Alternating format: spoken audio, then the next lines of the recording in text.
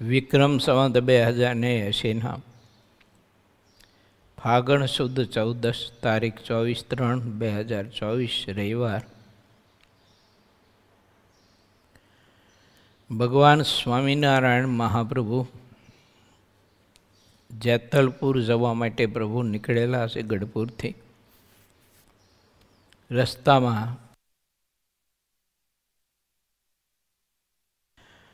આવતા તમામ ગામડાઓના ભક્તોની ઈચ્છિત કામનાઓ પૂર્ણ કરીને સહુ કોઈને ભક્તિનું દાન કરતાં કરતાં ધર્મ જ્ઞાન વૈરાગ્યાદિક સદગુણોનું દાન કરતાં કરતાં ભગવાન શ્રી હરિ કૌકા જવા માટે નીકળાશે. તે કથા ગઈકાલે આપણે સૌ કોઈ સાંભળી. એ કથામાં આપણે સૌ કોઈ આગળ પ્રવેશ કરીએ છીએ.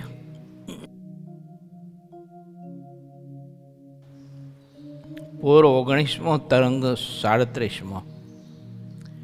શ્રીહરિ કૌકામાં ધર્મના રહસ્યની વાત કહીને ત્યાંથી જેતલપુર વધાર્યા. જવારજમાં સૌ હરિભક્તોને જમાડીને શ્રીહરિ તરત ચાલી નીકળ્યા અને કૌકા ગામમાં આવીને રાત રોકાયા. તે કૌકા ગામના બાદરજી નામે એક ક્ષત્રિય હરિભક્ત હતા. તેનો ભાવ જોઈને શ્રીહરિ તેને ઘેર ઉતર્યા.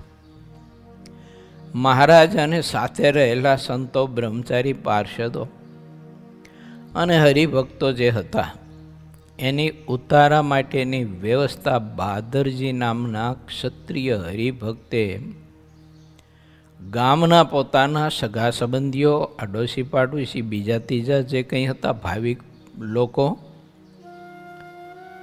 એમણે ત્યાં વિવિધ પ્રકારના ઉતારાની બધી વ્યવસ્થા ગોઠવાવી અને અનેક આત્માઓને ભગવાનને ભગવાનના સંત બ્રહ્મચારી હરિભક્તો પાર્ષદોના યુગમાં રાખીને એમનામાં રહેલા જે કંઈ કુલક્ષણો હતા, અનેક પ્રકારના વ્યસનો હતા, કુરિવાજો હતા, એ બધા જ સંતોના સમાગમથી જેવા છે તેવા લોકોને દેખાયા. અને એમાં જે દુઃખ રહેલા છે, એમાં અનેક પ્રકારનું અનિષ્ટ રહેલું છે, તે સંત સમાગમથી ગામના લોકોએ બધું જાણ્યું. એટલે કુફેલનો ત્યાગ કરી અને ભગવાન શ્રી હરિએ બતાવેલા ધર્મો કહેતા નિયમોને ધારણ કરી અને ખરેખર આ ભગવાનના ભક્ત બન્યા. મહારાજના વિચરણની પાછળ આ બધા હેતુ હતા. જુદા જુદા હરિભક્તોને, જુદા જુદા સદગ્રસ્તોને ઘેર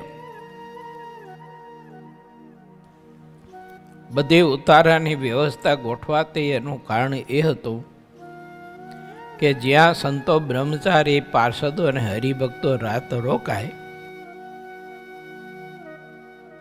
તે ઘરના માલિક, એના પરિવારમાં જે કંઈ પુરુષ વર્ગ હોય તે અને બહેનો વર્ગ હોય તો તેને જીવુબા, લાડુબા આદિ જે બાહ્ય ભક્તો હતા એના માધ્યમે કરીને મહારાજ જીવનનું સત્ય અને ભક્તિનું સાચું તત્વ સમજાવતા. ત્યાં સુધી એ લોકો શ્રદ્ધા હતી એટલે ભક્તિના માર્ગે તો ચાલતા હતા, પરંતુ શુદ્ધ ભક્તિના શું અંગ છે, ધર્મની શુદ્ધિ કેવી હોવી જોઈએ, ત્યાગ વૈરાગની શુદ્ધિ હોવી કેવી જોઈએ, અને જીવન કેવું શુદ્ધ ને પવિત્ર હોવું જોઈએ, આનાથી અજાણ હોવાના કારણે ભક્તિના માર્ગમાં ઘણો બધો જ અધર્મ અને અધર્મ અને ભક્તિ અને ધર્મનું સ્વરૂપ માની અને એ લોકો એનું આચરણ કરતા. સંતોનો સમાગમ થવાથી ધર્મનું સાચું સ્વરૂપ એને સમજાયું, ભક્તિનું સ્વરૂપ સાચું સમજાયું. કે પરમાત્માની ભક્તિ જો ધર્મે સહિત અને મર્યાદા રાખીને કરવામાં આવે તો તે ભક્તિ કરીને ભગવાન તે ભક્તને વશ થઈ જાય છે, આધીન થઈ જાય છે. અમે અત્યાર સુધી ભક્તિ કરતા, પરંતુ અમને ભક્તિમાં આવો કોઈ વિવેક કોઈ શીખવો નહોતો, એટલે અમારામાં કોઈ વિવેક એવો નહોતો. એટલે ભાઈઓ બધા ઓછો સમય હોય, પ્રસંગો હોય, કાંઈક આનંદ માણતા હોય, રાસ કરતા હોય તો બધા એકાદા બીજા હેડા ભેળા મળી અને નાચતા કૂદતા, રાસ લેતા, ભક્તિ કરતા, કીર્તન ભક્તિ કથા બધું કરતા. પણ બધું ભેળું એમ નામ ડોટાવી જતા હતા. એના કારણે ઘણો બધો જ અધર્મ છુપી રીતે એમાં રહી અને અનેક પ્રકારની ઠાકોરજીને ન ગમે એવી બધી અનિષ્ટ પ્રવૃત્તિઓ પણ કરાવતો અધર્મ એમને. સંતો ત્યાં પોતાને ઘેર રોકાયા, મોડી રાત્રિ સુધી સત્સંગ કરે. ત્યારે એમને ખ્યાલ આવ્યો કે ધર્મ કોને કહેવાય, સાધુતા કોને કહેવાય, ભક્તપણું કોને કહેવાય. અને સાચા સંતનો યોગ મળ્યો. તેથી તે લોકોના હૃદયમાં સાચો ભક્તિનો ધર્મનો પ્રકાશ થયો છે. આ બધું જોઈને શ્રીહરિ બહુ રાજી થયા અને તે બાદરજી નામે ક્ષત્રિય હરિભક્ત હતા. તે પણ બહુ રાજી થયા, કારણ કે ત્યાં સુધી કૌકામાં આ બાદરજી હરિભક્ત એકલા હતા, એટલે એમને પરમાત્માની ભક્તિ કરવા માટેની, ઉત્સવ પ્રસંગો કરવા માટેની જેવી સાનુકૂળતા જોઈએ એવી સાનુકૂળતાઓ નહોતી. અને પ્રતિકૂળતાઓમાં એ સત્સંગ કરતા, ભક્તિ કરતા, નાના મોટા ઉત્સવ કરતા. પણ આ બધાને સત્સંગનો ગુણ આવ્યો અને ભગવાનનો આશ્રય સ્વીકાર્યો. તેથી બાદરજી ક્ષત્રિય હરિભક્ત બહુ જ રાજી થયા. હાથ જોડીને મહારાજને પ્રાર્થના કરીને વિનંતી કરીને કહ્યું કે હે મહારાજ, આ વખતે તો તમે અમારા ઉપર બહુ કૃપા કરી અને આટલા બધા બ્રહ્મચારી સંતો હરિભક્તોને તમે લઈને આવ્યા અને લોકોના ઘેર ઉતારા અમે ગોઠવા. અને એ લોકોની ભાવના હતી તે બધાને ઉતારાની વ્યવસ્થા એમને ગોઠવી દીધી. પણ મહારાજ, એ કામ મોટું થયું કે એ લોકોને સત્સંગનો ગુણ બહુ જ આવ્યો. તમારે વિશે, સંતોની વિશે ખૂબ જ એને પ્રીતિ થઈ. એણે કરીને પોતાની જે માનીનતાઓ નક્કી કરેલી જે હતી તે બધું ત્યાગી અને મહારાજ એમને આ સત્સંગ શિર સાટે સ્વીકાર્યો છે. આ મહા મોટી કૃપા પ્રભુ તમે કરી, એટલે હવે મને ધ્યાન ભજન ને સત્સંગ કરવાનો ને સત્સંગ કરાવવાનો ખૂબ જ સાનુકૂળ પડશે. મહારાજે બાદરજીને કહ્યું કે ભક્તરાજ, અમારું કામ જ એ છે, આ ધરતી ઉપર અમે એટલા માટે જ આવ્યા છીએ કે તમારા જેવા મુમુક્ષુ આત્માઓ હોય તો તેને ભક્તિની બધી સાનુકૂળતાઓ ગોઠવાય. એના માટે મહારાજ કે અમારું આ બધું વિચરણ છે. આવી બધી મીઠી મીઠી વાતો મહારાજે બાદરજી ક્ષત્રિય હરિભક્તની સાથે કરી. ત્યાં બીજા કેટલાક ક્ષત્રિયો અને બ્રાહ્મણો હતા, તે સત્સંગી થયા અને પ્રગટ મોક્ષને દેખીને બે મુસલમાન પણ સત્સંગી થયા હતા. બાદરજીને ઘેર બ્રહ્મચારીએ મહારાજ માટે રસોઈ બનાવી અને સંતો બ્રહ્મચારીઓએ મહારાજની આજ્ઞા કરીને પવિત્ર બ્રાહ્મણ પાસે બાદરજીએ જે રસોઈ કરાવી હતી તે રસોઈ ઠાકોરજીને થાળ ધરાવી અને જમ્યા. ત્યાં બ્રહ્મચારીએ થાળ કરી લીધો. એટલે પછી બ્રહ્મચારીની પ્રાર્થનાથી શ્રી હરિ ભોજન જમવા માટે બાજોઠ ઉપર બિરાજમાન થયા. એ પહેલાં બ્રાહ્મણોએ તૈયાર કરેલી રસોઈ સંતો હરિભક્તો બ્રહ્મચારીઓને બધાને ખૂબ પીરસી અને મહારાજે ભાવથી જમાડ્યા હતા. અને જમતા સંતો હરિભક્તો હતા ત્યારે મહારાજ કહેતા હતા કે ભાવથી ખૂબ જમજો, હજુ આપણે ચાલીને જેતલપુર ગામ જવાનું છે. અહીંથી દૂર છે જેતલપુર, વચમાં ભૂખ લાગશે, માટે ભાવથી ખૂબ ભોજન જમજો. આ વાત મહારાજ કરતા હતા ત્યારે બહાદરજી આ વાત સાંભળી ગયા.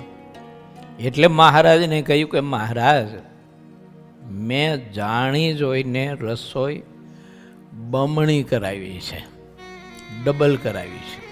કેમ? તો કે જેતલપુર અહીંથી છેટું, રસ્તામાં બ્રહ્મચારીઓ સાધુ હરિભક્તો ભૂખ્યા થાય, માટે એમને હારે ટીમણ બાંધી દેવું. એટલે લાડુ અને હાટા અને પેંડા, ગાંઠિયા અને સેવ, આ વગેરે વગેરે મહારાજ મેં ઘણું બધું તૈયાર કરાવ્યું છે. એમની ભક્તિ ભાવ મહિમા વિવેક જોઈ અને ભગવાન બહુ જ રાજી થયા. ત્યારે બહાદરજી ક્ષત્રિયને શ્રી હરિ બાથમાં લઈ અને એવા ભેટી પીડા. અને મહારાજ કે બહાદરજી, તમારા ઘરમાં કોઈ ચાદર છે? ચાદર હોય તો લાવો. બહાદરજી ચાદર લાવ્યા. પછી મહારાજ કે કંકુ લાવો એક તાસમાં ભરીને. તો એક તાસમાં ભરીને કંકુ લાવ્યા. મહારાજે એમાં ચરણ બોળી અને બહાદરજીને તે ચાદરમાં 8 જોડી ચડાવીને છાપી દીધા. મહારાજ કે આની રોજ પૂજા કરજો. જ્યારે જ્યારે તમને અમને જમાડવાનો અને અમારા દર્શનનો સંકલ્પ થાય ત્યારે આ ચરણાવિંદની પૂજા કરીને સંકલ્પ કરશો ને, એટલે મહારાજ કે અમે તમારો ધરાવેલો થાળ જમવા માટે આવશું અને તમને દર્શન દાન દઈ અને અમે કૃતાર્થ કરીશું. આવું ભગવાન શ્રી હરિએ બહાદરજીને વચન આપ્યું. સિદ્ધાનંદ સ્વામી આમ કહે છે કે મહારાજે કૌકામાં આ બહાદરજી ક્ષત્રિય ભક્ત, બીજા બધા બ્રાહ્મણો સત્સંગી થયા હતા તે, અને મુસલમાન જે કંઈ ભક્તો થયા હતા તે બધાને મહારાજે ખૂબ જ આનંદ આપ્યો, સુખ આપ્યું. અને બહાદરજીને ચણાવીને મહારાજે છાપી આપ્યા ચાદરમાં. તે જોઈને બધા ભક્તો બહુ રાજી થયા. મનમાં સંકલ્પ થતા હતા કે મહારાજે એમને ચાદરમાં ચડાવીને છાપી આપ્યા, એ મહારાજ અમને જો છાતીમાં ચડાવીને છાપી દે ને તો અમે બધા કૃત થઈ જઈએ. આવો સંકલ્પ કર્યો. મહારાજ પછી જમવા બેઠા. મૂળજી બ્રહ્મચારીએ થાળ સરસ મજાનો મહારાજ માટે બનાવ્યો હતો. એમાં જાદરિયું બનાવ્યું, સુખડી બનાવી, દાળ ભાત બનાવ્યા, ફુલકા રોટલી કર્યા, માલપુઆ બનાવેલા, ભજીયા 2-3 પ્રકારના બનાવેલા. શ્રીહરિ ખૂબ ભાવથી તે થાળ જમ્યા પછી મહારાજ ડોલિયો બિછાવી અને શણગારીને રાખ્યો તો એના ઉપર બિરાજમાન થયા. ત્યારે મહારાજે બધા ભક્તોને કહ્યું કે આવો આવો ભક્તો આવો. તમને સંકલ્પ છે ને કે અમે બહાદરજીને ચાદરમાં ચડાવીને છાપી આપ્યા, તો મહારાજ અમને અમારી છાતીમાં ચડાવીને છાપી દે. આવો સંકલ્પ તમે કર્યો. અને મહારાજ કે આવો આવો, તમારી છાતી ખુલ્લી કરો બધા. કોઈ કેડિયા પહેર્યા હતા તે કાહું છોડી અને કેડિયા પછી છાતી ખુલ્લી કરી બાજુ પર કરીને. મહારાજે તાસમાં કુમકુમમાં પોતાના ચરણ બોળી અને તે ભક્તોની છાતી સાથે મહારાજ એ ચડાવીને છાપી દેતા હતા. આવો પ્રેમ, આવો સ્નેહ જોઈ ગામ લોકો એટલા બધા કૃત થઈ ગયા. કેવા ભગવાન છે, કેવા દયાળુ પ્રભુ છે, કેવા અંતર્યામી છે. અમારો સંકલ્પ તો અંતર્યામી પણ જાણ્યો, પણ પ્રભુ જુઓ તો ખરા કેટલો બધો પ્રેમ આપે છે, કેટલો પ્રેમ આપે છે. જે પરિવાર માટે અમે મહેનત કરી અને થાકી ગયા અને પેટે પાટા બાંધી અને ચામડા તૂટી જાય એટલી મહેનત કરી તો આવો પ્રેમ અમને પરિવારમાંથી મળ્યો નથી. એવો નિર્દોષ પ્રેમ પ્રભુ અમને આપે છે. આંખમાં પ્રેમના અશ્રુ બધાને ટપકવા લાગ્યા. મહારાજે એમના હૃદયનો શુદ્ધ પ્રેમ જોયો. પ્રભુ બહુ રાજી થયા. છાતીમાં ચડાવીને આપે, મસ્તક ઉપર બને હસ્તકમળ મૂકે અને ભગવાન શ્રી હરિ બધા ભક્તોને રાજી થઈને વચન આપે કે અત્યાર સુધીમાં તમે કરેલા જાણે અજાણે કર્મ તે બધા પાપ તમારા માપ અને તમારા હૃદય કમળમાં મહારાજ કે અમે અને આ સંતો અખંડ રહીએ એવું તમારું હૃદય કમળ હવે તમે પવિત્ર થયું છે ને તો એને પવિત્ર રાખજો, પણ અશુદ્ધ ન થઈ જાય એના માટે તમે ખૂબ ધ્યાન રાખશો. મહારાજે આવી ઘણી બધી સત્સંગ સંબંધી વાતો કરી. ગામમાં જેટલા હરિભક્તો હતા તે સૌએ આવીને શ્રી હરિના દર્શન ભાવથી કર્યા. સત્સંગી સિવાયના બીજા કેટલાક લોકો શ્રી હરિ પાસે આવ્યા. પછી શ્રી હરિએ તે સૌની આગળ વાતો કરી. કૌકા ગામના મુખી મુસલમાન હતા. તેને હરિભક્તોની ઉપર જરાય દ્વેષ ન હતો. શ્રી હરિએ તેને પ્રિય લાગે તેવી ઘણી વાતો કરી. આદિ અનાદિથી આ સૃષ્ટિમાં આવું બધું વિવિધ પ્રકારના માણસો અને એના સ્વભાવો કર્મ એ ચાલ્યું આવ્યું છે. તે ઘણી વખત જોવા એવું મળે જો કે પોતાના જ્ઞાતિના હોય, પોતાના નાતીલા હોય, એ એટલો વિરોધ કરે ને એટલા નડે એટલા બીજા ન નડે.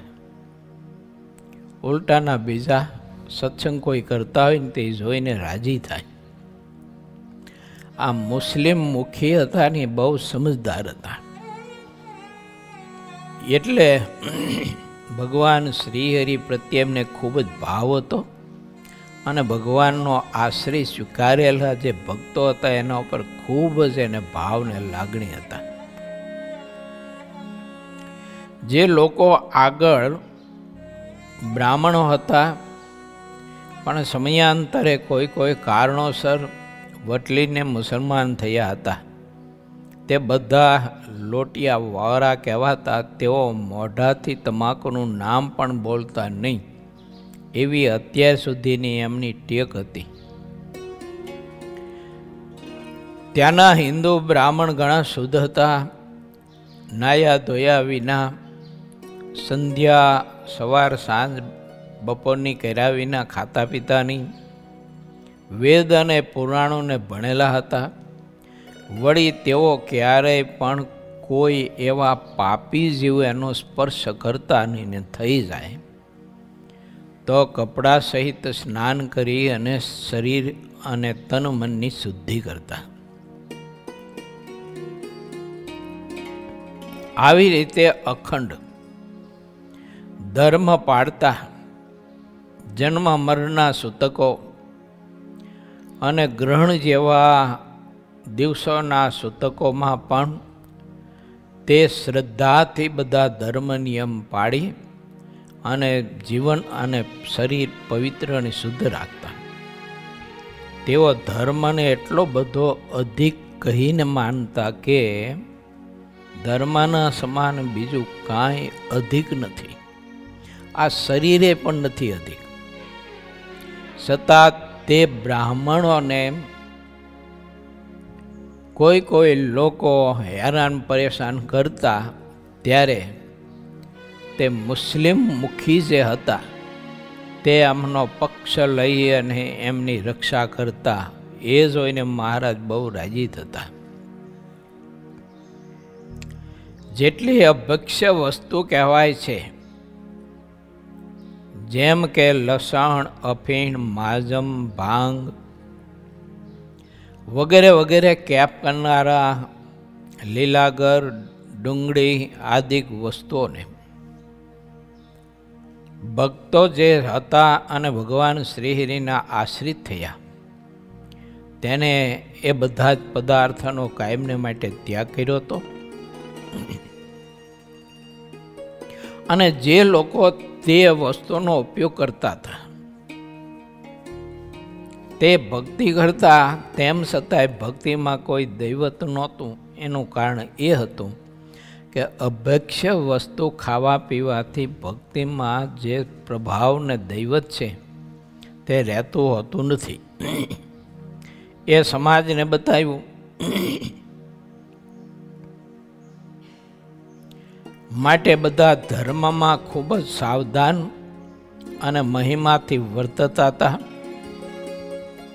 જે ગ્રસ્તોએ પરણ્યા વિનાની સ્ત્રી માત્ર માતા, બહેન અને દીકરી સમાન છે એમ માનતા અને એવી રીતે સમજીને બધી જ મર્યાદા રાખતા.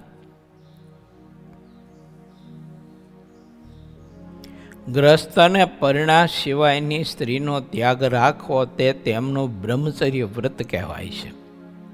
જે ત્યાગી છે તેમને તો સ્ત્રી માત્રનો ત્યાગ કરવાનો કહ્યો છે. ગ્રસ્તને ત્યાગી તે બંનેનું આ રીતે બ્રહ્મચર્ય વ્રત ભિન્ન ભિન્ન કહ્યું છે. બ્રહ્મચર્ય સર્વે સાધનોનો પ્રાણ છે.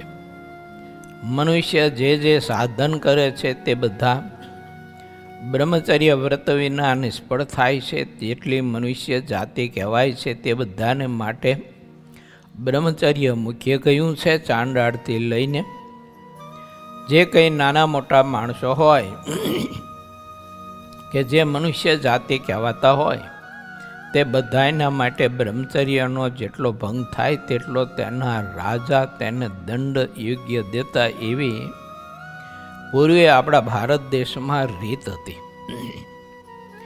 વળી હર કોઈ પારકી વસ્તુ કોઈના ઘરમાં હોય તેની ચોરી કરવી નહીં. પોતાનો ભાઈ કે પુત્ર જો અલગ ઘર કરીને રહેતા હોય તો તેમાંથી એકબીજાને પૂછ્યા સિવાય કોઈ વસ્તુ લેવી નહીં. પૂછ્યા વગર જે લેવામાં આવે છે તે ચોર ઠરે છે. ચોરી કરનારાને રાજાનો ઘણો જ મોટો દંડ થાય છે ને તે દંડ ભોગવવો પડે છે. એ વખતે આ બધી રીત હતી રાજદંડની. કોઈ લોકો ચોરી કરે અને પકડાય તો બધા જ રાજ્યોમાં દંડની રીત જુદી જુદી હતી. એવી રીતે એને શિક્ષા થતી. એટલે લોકો ચોરી કરતા બહુ જ ફળફળતા અને બીતા. પણ કોઈ એવા બહુ રીઢા ગુનેગારો હોય ને તો વળી ક્યારેક ક્યારેક આવી રીતે ચોરીનું કર્મ કરતા. ચોરને દંડ કરવો તે રાજાનો મુખ્ય ધર્મ કહેવાય છે. ધર્મશાસ્ત્રમાં જે રીતે કહ્યું છે તે રીતે રાજા દંડ દે છે. આ રીતે દંડ કરનાર રાજાની કીર્તિ દિન પ્રતિદિન વધતી જાય છે. જેટલા રાજાઓ શાસ્ત્રને મુખ્ય રાખે છે તેઓ દેવ કરતાં પણ અધિક કહેવાય છે. શાસ્ત્રના આધાર સિવાય જે રાજા દંડ દે છે તે રાજાને તો અંધ રાજા કહ્યા છે. શાસ્ત્રના આધાર સિવાય જે રાજા દંડ દે છે તેની ક્યારેય પણ કીર્તિ થતી નથી. શાસ્ત્રના આધારે દંડ દે છે તેને ધર્મ રાજા કહેવાય છે. ધર્મવાળા રાજાના રાજ્યને બધા લોકો વખાણે છે. આવી બધી વાતો મહારાજે ધર્મ સંબંધી આ કૌકા ગામમાં બાદરજી ક્ષત્રિયની ઘેર સભામાં કરી છે. અને મહારાજે આજ્ઞા કરી કે હે સુગ્ન ભક્તજનો, હે સુગ્ન ગામજનો, તમારે સર્વાંગી રીતે જો સુખી થવું હોય તો આ બધા જ અમે કહ્યા તે ધર્મ તેનું પાલન કરજો, અધર્મનો ત્યાગ કરજો. તમે જેને ધર્મ માનો છો, મહારાજ કે બધો છુપો અધર્મ છે અને એનાથી અંતે તમે દુઃખી થઈશો. ભગવાન સ્વામિનારાયણ શિક્ષાપત્રીમાં રાજાના ધર્મો ટૂંકમાં બતાવ્યા છે. માટે રાજાએ રાજગાદી ઉપર બેઠા પહેલા આ રાજનીતિનું અને ધર્મ નીતિનું જ્ઞાન ખૂબ જ પ્રાપ્ત કરવું જોઈએ. નહીતર રાજા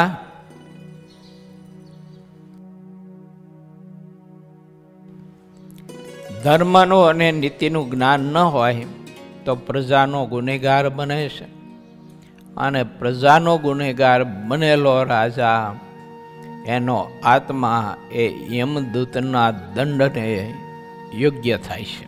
કહેતા એને નરક યાતના ભોગવવી પડે છે. હવે રાજા એને કહેવાય કે જે તે સમાજ અથવા પરિવાર એનું સુકાન સંભાળતો હોય એને રાજા કહી શકાય. 8, 10, 15, 20નો પરિવાર હોય અને એની બધી જવાબદારી જે સંભાળતા હોય તો તે પોતાના પરિવાર પૂરતા રાજા કહેવાય. તો એને રાજનીતિનું, ધર્મ નીતિનું, શાસ્ત્ર નીતિનું, ભક્તિ નીતિનું, ત્યાગ વૈરાગની નીતિનું જ્ઞાન એને ચોક્કસપણે મેળવવું જોઈએ અને હોવું જરૂરી છે. હવે એ સિવાય જો એ ઘરના સભ્યો પર રાજ કરવા જાય તો માણસ થાપ ખાઈ જાય. કારણ કે એને પૂરું જ્ઞાન નથી.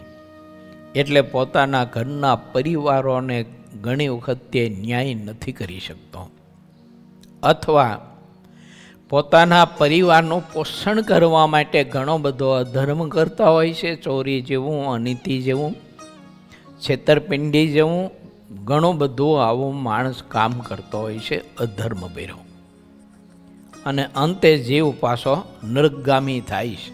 માટે વિચારવું. ધર્મશાસ્ત્રમાં દારૂ અને માંસ ઇત્યાદિ પદાર્થોને ખાવા પીવામાં ઘણો દોષ કહ્યો છે. આ તુચ્છ શરીરને માટે જેટલા પાપ કહેવાય છે તે બધાને પોતાનું હિત માનીને નિત્ય નવા નવા કરતા રહે છે. પરંતુ જે જેટલું પાપ કરે છે તેટલો તેના માથા ઉપર અપાર બોજ રહે છે તેવી તેની ગતિ થાય છે. આવ્યું ને? પરિવાર માટે માણસ કોઈ પાપ કરે તો એ પાપનો બોજો એને પોતાના માથે રહેશે ને તે પાપનું ફળ એને ભોગવવું પડે છે.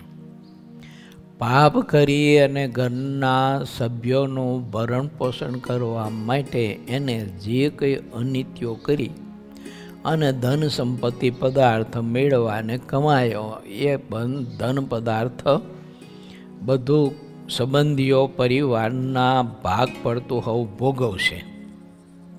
પરંતુ એ કરવા માટે પાપ જે કર્યું એ કોઈ નહીં ભોગવે, એ તો જેણે કર્યું એને ભોગવવું પડશે. માટે ભગવાનના ભક્તો હોય અથવા જે ગ્રસ્તો હોય ને સુખી થવા ઈચ્છતા હોય અને મરીને પણ સુખી થવા ઈચ્છતા હોય તો એણે કેવી રીતે પરિવાર ઉપર રાજ કરવું, એનું ભરણ પોષણ કેવી રીતે કરવું એ બધું એને સંત સમાગમથી યા તો શાસ્ત્રના અધ્યયન, વાંચન, શ્રવણ કે સ્મરણથી જાણી અને પછી પોતે પોતાના પરિવારનું શાસન કરવું. નહીતર શાસન કરનારો એ દુઃખી થાય અને અંતે અનેક પ્રકારના કષ્ટ એને ભોગવવા પડે. બહુ મજાની વાત છે. ઘણા બધા એવું લોકો જીવન જીવતા હોય છે કે ધન સંપત્તિ માટે, પરિવાર માટે ઘણી બધી છેતરપિંડીઓ, ખોટું કરતા હોય, ચોરી કરતા હોય, અધર્મ કરતા હોય, દેશની ચોરી કરતા હોય, સમાજની ચોરી કરતા હોય, આ વગેરે વગેરે આવું બધું કર્મ કરી કરીને સંપત્તિ ભેળી કરતા હોય છે.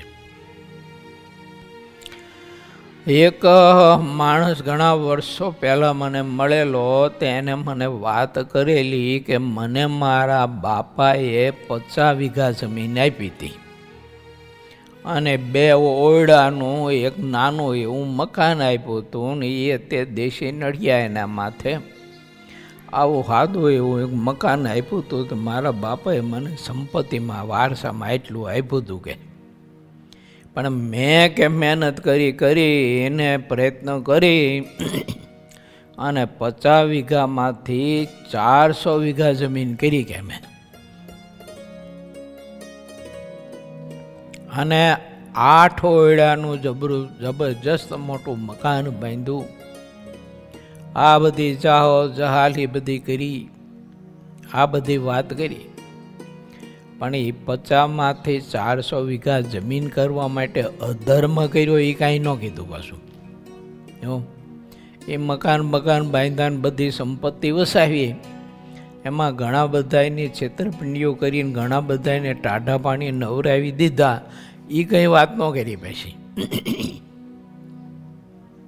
અને કે આટલું બધું કે કર્યું બધું ને આટલું બધું જમાયું કે આ છોકરા અને પછી સુખી તે આ બધી સંપત્તિ નાનતે આપશો. મનમાં થયું કે મેરા પછી તારું શું થાય છે?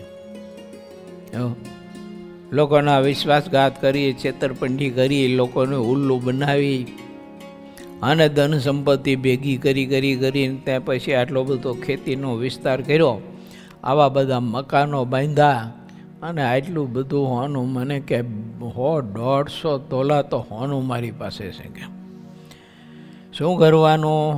અંતે તો પાપના પોટલા બાંધીને જવાનું ને એમના દૂતના માર ખાવા માટે વિચારવું. ભગવાનના ભક્તોએ ત્યાગીગ્રસ્ત બધાની વાત છે હો. મારે ત્યાગીને ઘણી વખત એવું થાય, સમજણ જો ન હોય તો ચેલાઓને સુખી કરવા માટે ને સુખી રાખવા માટે ઘણો બધો અધર્મ ત્યાગીએ પણ કરે. એવું ચોરી કરે, આ તે કરે, ખોટું બોલે, લોકોને છેતરપિંડી કરીને એની પાસે ધન સંપત્તિ માગીને ભેળી કરે, દંભ કપટ કરે, આવું બધું કરે એમ. પણ એને ખબર નથી કે જે ચેલા માટે તું કરે છે એ ચેલો એકે આ પાપ ભોગવવા આવવાનો નથી. એ બધું પાપ તારે એકલાને ભોગવવું પડશે. માટે થોડુંક વિચારીને જીવન જીવે ને વિચારીને કંઈક કર્મ કર તો સારું છે. બોલો, મંદિરોની ચોરી કરે, દેશની ચોરી કરે, હરિભક્તો પાસેથી સાચું ખોટું બોલીને પદાર્થ ધન સંપત્તિ બધી માગીને ભેળી કરે. આ બધું ભેળું કરીને ક્યાં જવાનું? માટે વિચારવું. હવે ગ્રસ્ત ત્યાગી બધાએ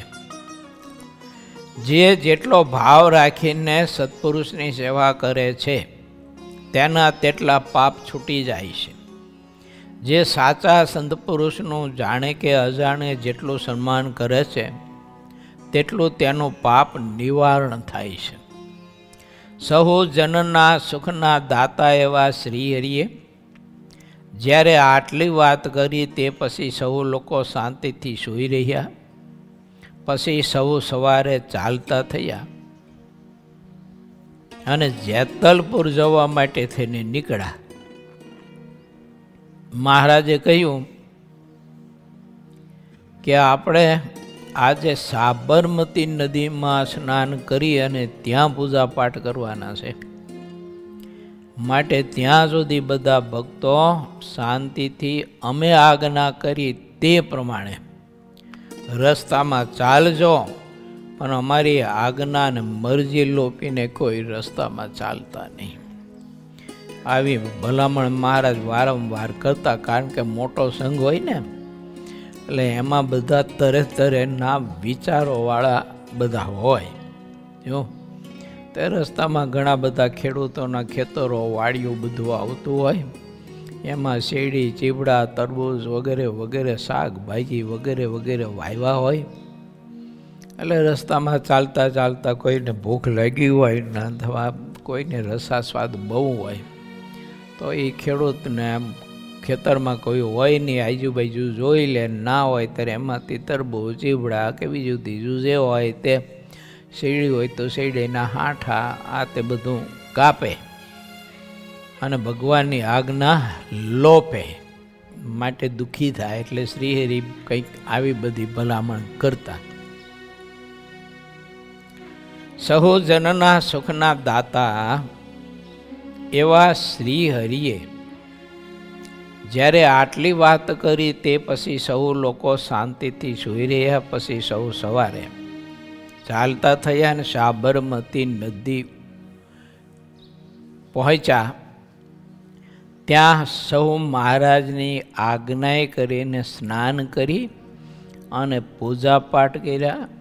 અને બહાદરજી ક્ષત્રિય ભક્તે જે ટીમણ સાથે બાંધી આપ્યું હતું તે બધા જ નદીના કિનારે પૂજાપાઠ કર્યા. પછી ટીમણ જમવા બેઠા.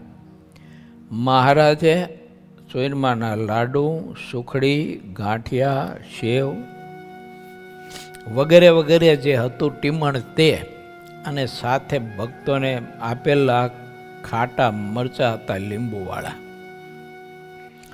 તે મહારાજે બધાને પીરસ્યા અને ભાવથી બધાએ ખૂબ ટીમણ કર્યું. પછી મહારાજે સાબરમતી નદીના કિનારે ઘડી સભા કરી. આ પાછું મહારાજનું અંગ હતું. જો આ ગમે ત્યાં જાય ને વિશ્રાંતિ લેવા માટે બેસે એટલે મહારાજ પાછા સભા કરે. સભા કરે તો એમાં ઘડી કીર્તન ભક્તિ કરાવે. પછી મહારાજ પોતે કથા વાર્તા કરે. અથવા ગોપાળાનંદ સ્વામી કે નિત્યાનંદ સ્વામી, બ્રહ્માનંદ સ્વામી કે મુક્તાનંદ સ્વામી કે આનંદાનંદ સ્વામી કે ભાઈ રામદાસજી કે ભાઈ આત્માનંદ સ્વામી વગેરે વગેરે કે મહાનુભાવાનંદ સ્વામી વગેરે સંતો હોય તો મહારાજ એમની પાસે કથા વાર્તા કરાવી અને ખૂબ જ ભક્તોનું પોષણ કરતા અને કરાવતા. આવા મહારાજ પોતે આગ્રહી હતા. તો આપણે પણ આગ્રહી થવું જોઈએ. ગમે ત્યાં આપણે ગયા હોઈએ તો કથા વાર્તાના આપણે આગ્રહી રહેવું જોઈએ. એમાં આળસને પ્રમાદતા કરીએ તો એટલી નડે. બીજામાં આળસને પ્રમાદતા જીવ રાખતો નથી હોતો.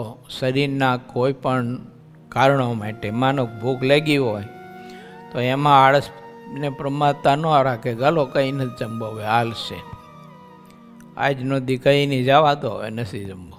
એમાં કંઈ આળસ પ્રમાદતા રાખતો નથી. પણ ભક્તિના માર્ગમાં કથા કીર્તનમાં રાખે માટે ભગવાનના ભક્તને ખૂબ શ્રદ્ધાવાન થવું.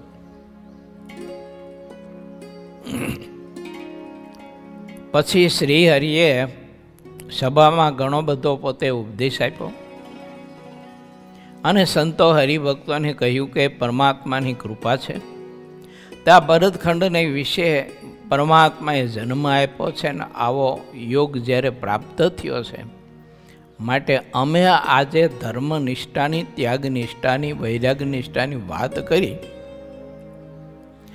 તેમાં બધા સુદ્ધા સાવધાન રહેજો, કારણ કે તમે ભક્તિના માર્ગે ચાલ્યા છો ને એટલે સિદ્ધિઓ તમારી કસોટી કરવા માટે આવતી હોય અને એ સિદ્ધિઓ તમારી સામે તમે ન ઈચ્છો તો પણ કાંઈ ખાવા પીવા, ઓઢવા, રવા, ફરવાનું પદાર્થ, સાધનો એ તમારી સામે હાજર કરીને સિદ્ધિઓ ઊભી હોય.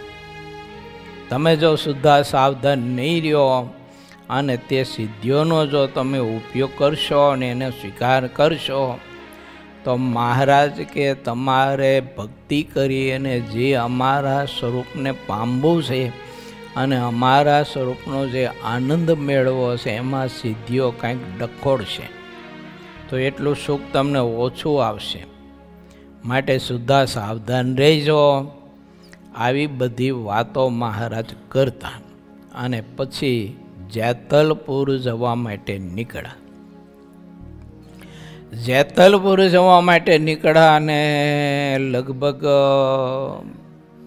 2-3 ગૌનું અંતર કાપ્યું હોય છે અને તે સાબરમતી નદીના કિનારે સભામાં જે મહારાજે વાત કરેલી ને તે સિદ્ધિઓ સામે આવી.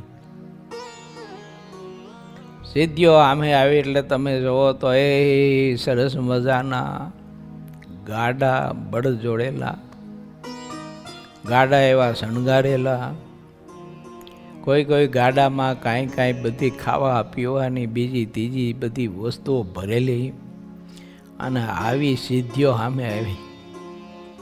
બધા સંતોએ, હરિભક્તોએ, બ્રહ્મચારીઓએ, પાળાઓએ જોયું, પણ બધા જાણપણા રૂપી દરવાજે ઊભા હતા ને, એટલે એને જાણ્યું, વિચાર્યું કે મહારાજે સાબરમતી નદીના કિનારે જે વાત કરી હતી તે પ્રમાણે આ સિદ્ધિઓ આપણને પ્રલોભન આપવા માટે ને લલચાવવા માટે આવી હોય ને એવું લાગે છે. પછી તો તે સિદ્ધિઓએ અનેક રૂપો ધારણ કરેલા. કોઈ શેઠનું રૂપ, કોઈ આ તે. ભલા સંતોને હાથ જોડીને કર કરે, વિનંતી કરે કે બાપજી દયા કરો, અમે તો ગ્રસ્ત રહ્યા, અમે તો સંસારી રહ્યા, અને તમારા જેવા સંતોના માટે આ બધું ઉપયોગ આવે તો અમારું જીવન કૃતકૃત થાય, માટે દયા કરીને તમે આ વસ્ત્રો ધારણ કરો. આ તમારા માટે જો સરસ મંજાની માચી, સાંગા માચી ખુરશીઓ છે, આ બધું તમે પદાર્થ ગ્રહણ કરો તો અમારા જીવનું સારું થાય. આમ સિદ્ધિઓ અનેક રૂપે સંતોને કરગરતી હતી અને વિનંતી કરતી હતી, પણ સંતોએ મહારાજની વાતનું અનુસંધાન રાખ્યું. એટલે સંતોએ કહ્યું કે શેઠજી, કોઈ શેઠના રૂપમાં હતા, કોઈ ખેડૂતના રૂપમાં હતા. ત્યારે સંતો કહેતા, પટેલ તમારી ભાવના બધું સાચું છે, પણ અમે એ તમારી ભાવનાનો સ્વીકાર નહીં કરી શકીએ. કેમ કે અમે ત્યાગી સંત છીએ, એટલે અમને આ તમે લઈને આવેલા એવા આભૂષણો અને એવા વસ્ત્રો અને એવી ચીજ વસ્તુ વાપરવાની એ અમારાથી ગ્રહણ ન કરાય. કેમ તો કે અમારા આશ્રમને એ શોભે નહીં, માટે અમારા ઉપર રાજી રહેજો. આમ સિદ્ધિઓને સંતો વિનયથી અને વિવેકથી કહેતા, એ જોઈને મહારાજ બહુ રાજી થતા. આવી બધી મહારાજની ઈચ્છાથી સિદ્ધિઓ આવી અને સંતોની સમજણની, ત્યાગ વૈરાગની પરીક્ષા કરતી. હરિભક્તોને સમાચાર મળ્યા જેતલપુરના બધા હરિભક્તોને કે મહારાજ કૌકાથી આપણે ગામમાં આવવા માટે નીકળ્યા છે ને હવે તો બહુ જ નજીક આવ્યા હશે, માટે ચાલો મહારાજનું ધામધૂમથી આપણે સ્વાગત સામયું કરવા માટે જોડાઈએ. અને જેતલપુરના ગામના બધા આસીભાઈ પટેલ, જીવણ ભક્ત, ગંગામાં આદિ મુખ્ય જે ભક્તો હતા ને એના સૂચન પ્રમાણે વાજિંત્રો લઈ અને મહારાજને સન્મુખ આવવા માટે ગામથી બહાર નીકળ્યા. તેઓ નિશાન અને નોબત પણ સાથે લાવ્યા હતા. શ્રી હરિના દર્શન કરીને ઘણું રાજી થયા, પ્રસન્ન થયા અને સુખી થયા. જેટલા હરિભક્ત હતા તેમણે શ્રીહરિને દંડોત પ્રણામ કર્યા અને પગે લાગ્યા. ગામથી ઘણે દૂર સુધી સૌ સન્મુખ આવ્યા હતા. હરિભક્તોના મનમાં ઘણો ભક્તિભાવ હતો. સહુએ શ્રીહરિને ફૂલના હાર અપાર પહેરાવ્યા, શ્રીફળ લાવ્યા હતા તે આગળ ભેટ મૂક્યા અને સહુ મુખથી જય જય જય કરતા હતા. જે બ્રાહ્મણ, ક્ષત્રિય અને વૈશ્ય હરિભક્ત હતા તે બધા સન્મુખ આવ્યા હતા. તેઓ બે હાથ જોડીને શ્રીહરિને કહેતા કે મહારાજ, જેટલા નરનારી હરિભક્ત કહેવાય છે તે બધાની આપ જીવનદોરી રૂપ છો. આ બધા હરિભક્તોના મનમાં અત્યારે એવું વર્તે છે કે તેઓ આપની અધિક કોઈને દેખતા નથી ને આપનાથી અધિક કાંઈ માનતા પણ નથી. ત્યારે શ્રી હરિભક્તોના તે વચન સાંભળીને શ્રી હરિ પ્રેમથી બોલ્યા. વેદ અને પુરાણ ઇત્યાદિક શાસ્ત્રનું પરમ રહસ્ય એટલું જ છે કે ક્યારેય ભગવાનથી અધિક બીજું કાંઈ સમજવું નહીં. જે ભક્તને ભગવાન સિવાય બીજી વસ્તુ જેટલી અધિક રહેતી હોય છે તે ભક્તમાં, તે હરિભક્તમાં તેટલી કસર રહે છે.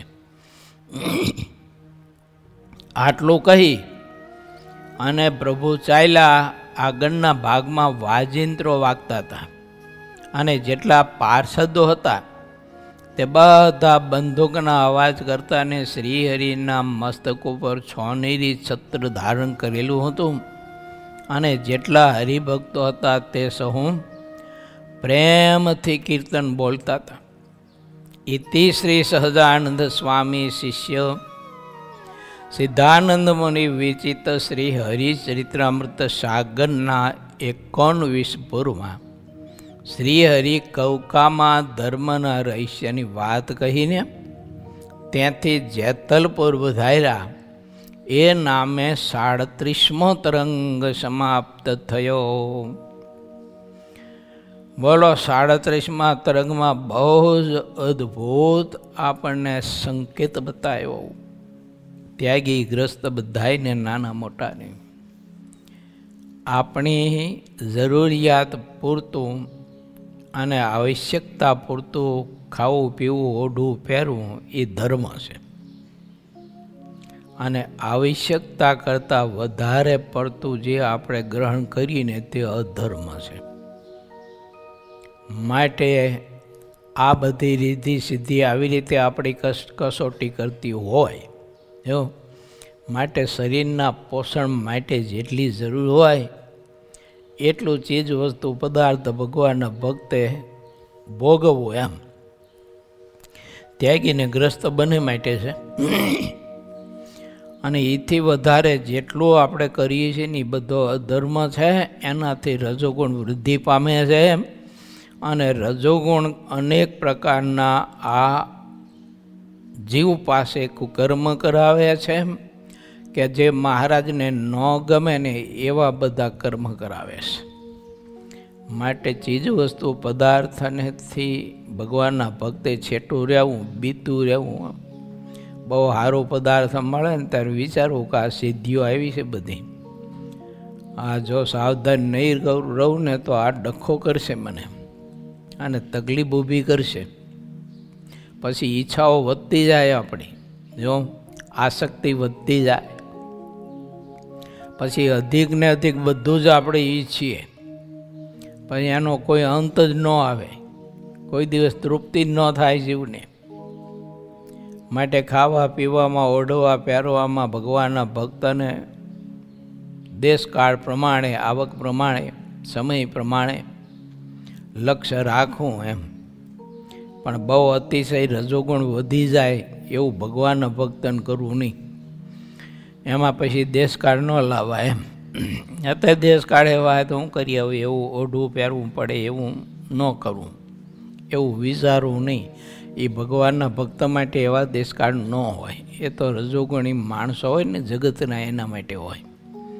પણ આપણે તો એકદમ સાદું સિમ્પલ મહારાજને ગમે એવું જીવન જીવવું. આવા બધા મહારાજે સદવિચારો આ વિચરણના માધ્યમથી અને બધા ભક્તોના માધ્યમથી આપણને સૌ કોઈને આપ્યા છે. બહુ ભાગ્યશાળી છીએ કે આ ગ્રંથોમાં આવા સદવિચારો સંતોએ ગ્રંથિત કરી અને આપણને આપ્યા છે. તો તે વિચારવા, વાંચવા, વાગોળવા અને એ પ્રમાણે આપણું જીવન આપણે બનાવવું. શ્રીપતિમ સિદ્ધરમ સર્વદેવેશ્વરમ ભક્તિધર્માતુજમ વાસુદેવમ હરે માધવમ કેશવમ દામ કારણમ સ્વામિનારાયણમ નીલકંઠમ ભજે સહજાનંદ સ્વામી મહારાજની જય.